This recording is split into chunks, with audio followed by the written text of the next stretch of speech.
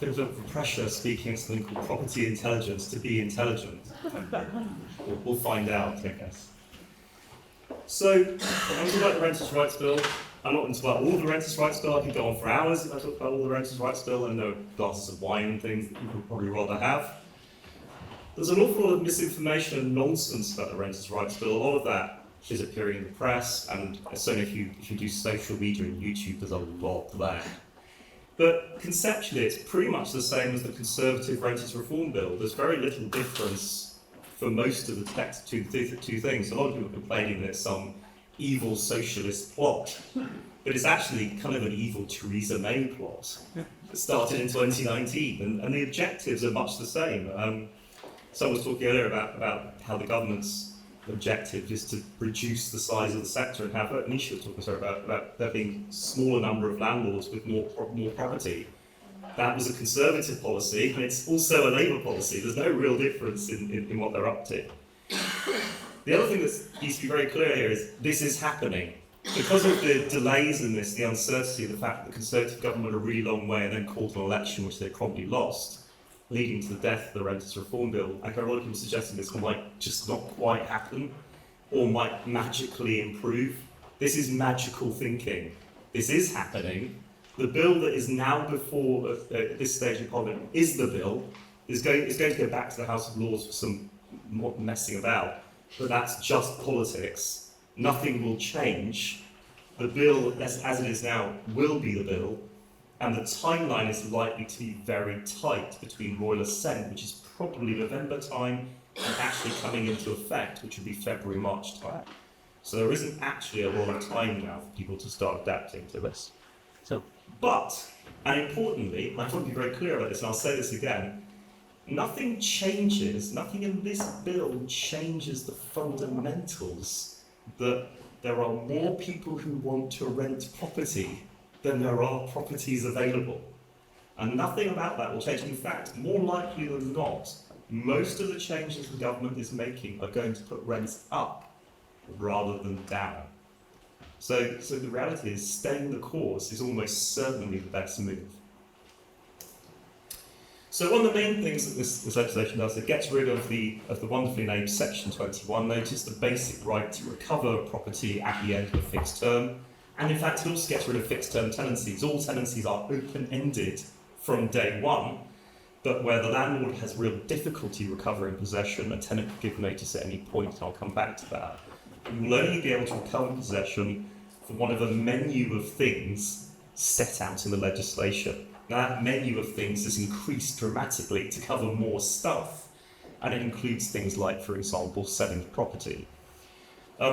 Anything else that we try to do, so any attempt to try and purport to grant a fixed term, is a prosecutable offence. Any attempt to serve a notice terminating tenancy that's defective or fake is a prosecutable offence. So there are real penalties for messing this about. And the other thing that's important to bear in mind is this has a D-Day aspect to it. It takes effect on all tenancies when this comes into force immediately. There's no rolling aspect to this. All tenancies will automatically become assured periodic tenancies on the day as if they had always been them. So there's quite a big change, and it's happening to everyone in one go, in the same way it's happened to Wales when Wales changed its legislation a few years ago.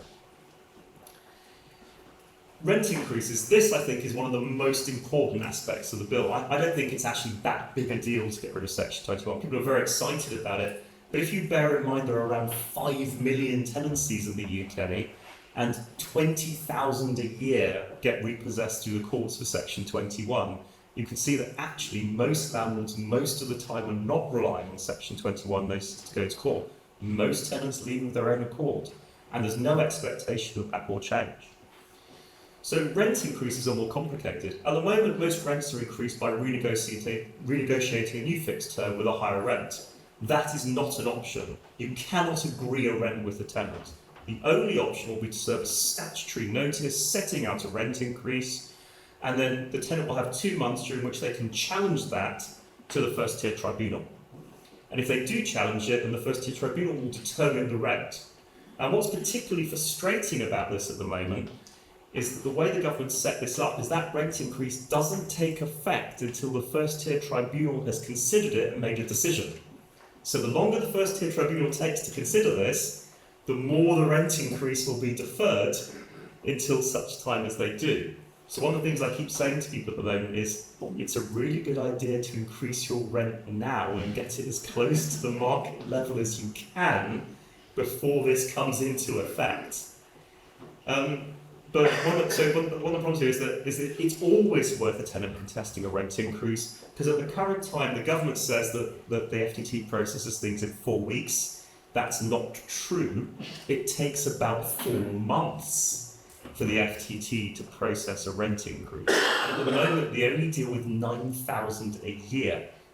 Now obviously if every rent increase goes through the FTT, then they will deal with a lot more. But again, the problem here is that the government's missing the point. If I tell you can only increase the rent every year, and you have to do it through this process, what are you in fact going to do? You're almost certainly going to increase the rent every year to the market level. So although it will defer rent increases, as most evidence shows when people introduce these various forms of rent control, rents ultimately, over the long term, go up by exactly the same amount. They just tend to do so in a more even fashion. And the most likely outcome of this is you'll get exactly the same amount of money as you did before, but you'll tend to get it with a more even increase, which is actually a better investment prospect than the more random fits and starts that rents have tended to show historically. Databases. You will all have to join the private rented sector database, for which you get to pay. The amount that you have to pay is uncertain. The government is proposing around about £40 per property every 3 years. You will not be able to market a property if you haven't joined. If you haven't joined, you also will not be able to get possession of a property, so it's kind of important. You will also have to join a landlord redress scheme, so there will be multiple redress schemes. Agents now have always had to join redress schemes, but landlords will also have to join a redress scheme, for which you also have to pay. The government is suggesting a fee of about £10 per property per annum, but again, yet to be decided. Without all of these things, you cannot market your properties, and the number, and we will all be reduced to a number. Your magic number must be on the advert for your property, so there's a whole process. But again, I don't see this as a big deal. It's irritating, it's paperwork, but most landlords in this area are licensed anyway, so what difference does it make? It's a national licensing scheme. Tenant notice. This I see as a big issue, but not for the reasons most people think. So tenancies are open-ended, but tenants can give 2 months' notice to leave at any time, or such shorter time as you might agree with them in writing. I can't imagine why you would agree a shorter time, but presumably some of you might because you want to. You can't specify the means of notice, but you can specify where it goes. But most importantly, and I think it's a particularly relevant issue, given where we are, notice given by one individual tenant will bind all of the tenants and will bring the tenancy to an end for all of them. This is, of course, a particular concern in shared student properties, because one of the big risks of this, of course, is that they will fall out, which of course never happens in student properties, or one of them wants to leave university because they hate it here, because they're all horrible, and wants to go home to mummy and daddy where things are better, or they get to the end of the term and they go, oh, my exams are done, why do I want to hang around in Oxford? It's so boring here, I've been to the Ashburnham 500 times, I'll just go home and hit the pubs, and so they want to leave early. So these are all concerns within the student sector. Now, some of these things I think are attenuated, especially here, because there's way more incentive in practice for most Oxford students to stay here at the end of term, because there's much more going on at other universities. The dropout rates at Oxford universities are fantastically lower than most other universities, so these things are not such a big deal. But there are real issues and potentialities for properties to become vacant at odd times of the year. Possession, much more complicated. So no section 21 notice, so you'll have to use a ground for possession, which of course means you will have to prove your case. And this is one of those areas where I keep saying agents are really useful, because one of the things that agents do or should be doing is managing your property and keeping good quality records. So all of those records that your agents are keeping will be particularly useful when it comes to them proving a case for possession. But the reality is that if you do have to go to court possession, it will be more complicated, it will be slower, it will probably cost more money. But as I've already said, you're talking about 20 to 30,000 cases a year. So although I hear lots of people saying, oh, possession, I've read on the internet, it's a horror story, and don't get me wrong, it can be a horror story, because I deal with it. The reality is the vast majority of the 5 million tenancies never see the inside of the courtroom. No one ever rings me up, to say how great their last tenancy was, but the reality is most people's tenancies end perfectly amicably without any involvement with the courts. And while we get very excited about this stuff, it, generally speaking, isn't that big a deal for the vast majority of people.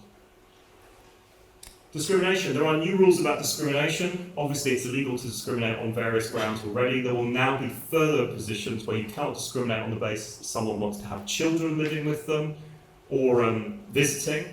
Again, I don't see this as a big problem most of the time. And also, more of a concern if they're on benefits. So anyone who's on means-tested state benefit cannot be denied a property just because they're on means-tested state benefits. If you have restrictions in your mortgage or insurance or any superior lease that says you can't let people on benefits or can't let children, they are of no effect, you can't rely on those. But you can discriminate where it's reasonable to do so. So nothing in this legislation prevents you considering someone's income and saying, no, I'm not going to rent to you, never, irrespective of whether they're on benefits, you just can't afford this property, full stop. And there's nothing that says you have to rent to someone, you don't have to rent a one-bed flat to somebody with 5 children, because that's illegal. And there's nothing discriminatory about saying, no, I'm not going to do that because it's unlawful to rent to you. So again, people are quite excited about this, but in practice, I don't think it's that big a deal most of the time. Pets. This has raised a lot of excitement. We've gone on about this a lot. It's lawful to refuse to rent to someone with pets. Under the new legislation, it will still be lawful to advertise your property as no pets and sell not letting to you because you have pets. But if a tenant is in your property, they can ask for your permission to have a pet, and it's very difficult to refuse. You can only refuse if it's reasonable for you to do so, and that's quite difficult. If it's a flat with a superior lease, if the superior lease says no pets, you can say no pets, that's allowed. Everything else, it will have to be reasonable, and that's a decision for the courts, and it will need to be a pretty good reason. I'm kind of amused by this, because of course the problem with pets is that you're all thinking cats and dogs, but actually there's absolutely no distinction in the law between pets, it just says pets. So I'm going to rent and move in with my pet llama quite shortly. But in principle, and again this is part of the problem, quite a lot of pet issues aren't that big an issue. If I want to bring a small sausage dog into a flat that is largely carried around by me, that's probably not that big a concern. If, however, I want to bring 3 Great Danes into a one-bed flat, then that's obviously not going to be reasonable. So the problem with this is people want to have a rule that says I don't have to allow dogs or cats or llamas. But the reality is it's quite fact-specific, based on a specific property and its nature and the type of pet people want to have. And people are quite sort of closed-minded about this, but in practice, it's more subtle. The other thing, again, I don't see how big a deal this is. There's some studies that suggest that 80% of tenants would have a pet if they could, but in fact, most studies of future intention are total rubbish. And I sincerely doubt that 80% of tenants are going to go rushing out and immediately get a dog or cat just because the government says that they can. In point of fact, what will actually happen is they'll say they want to, then realise they have to come home and look after it, and will change their mind. Written terms, all tenants must have a written tenancy agreement. But I'm kind of hoping that you already do that, but there is actually no requirement to have one.